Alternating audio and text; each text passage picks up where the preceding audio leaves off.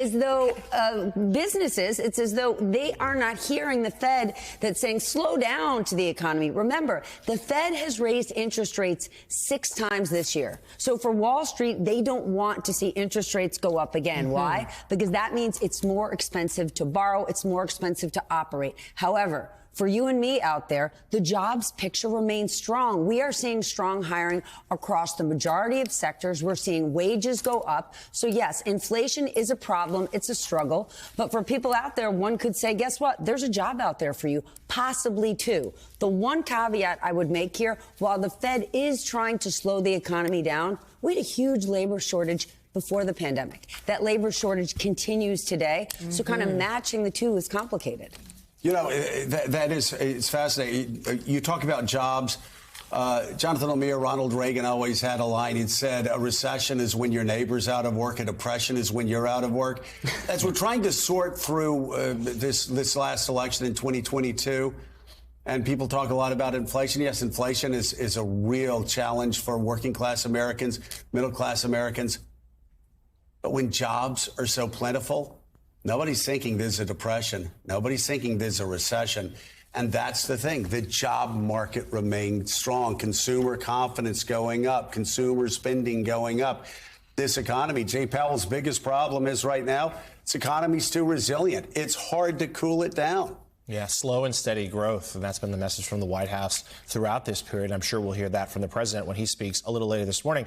But Stephanie Ruhle, let's take a step back here and just sort of put in context the American economy, because how do you square the good job numbers we're seeing here? We also just saw the futures board totally in red. We're seeing tech companies and other companies lay a ton of people off. You know, interest rates, inflation has cooled, but still high. Interest rates keep going up, but less than they were. It's all pretty confusing. Explain it to us. Okay, so let's say two things. First thing, you bring up a really important point. There are so many headlines in the last 2 weeks about these huge layoffs in the tech sector.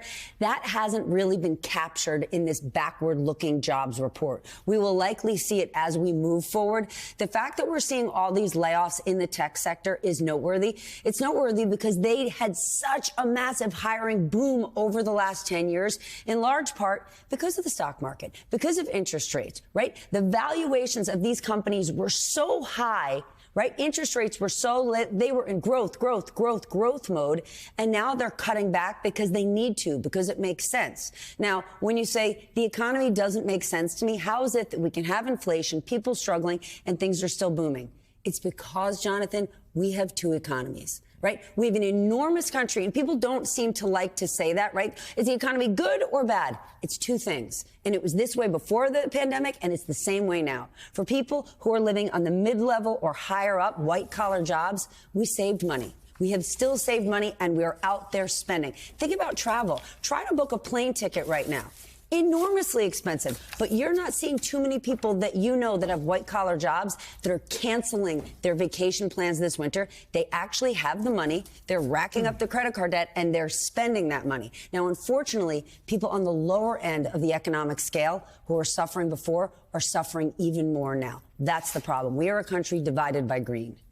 Stephanie Ruhle, thank you very much. We appreciate your coming in early this morning. We'll be watching the 11th hour weeknights on MSNBC. Thanks, Steph.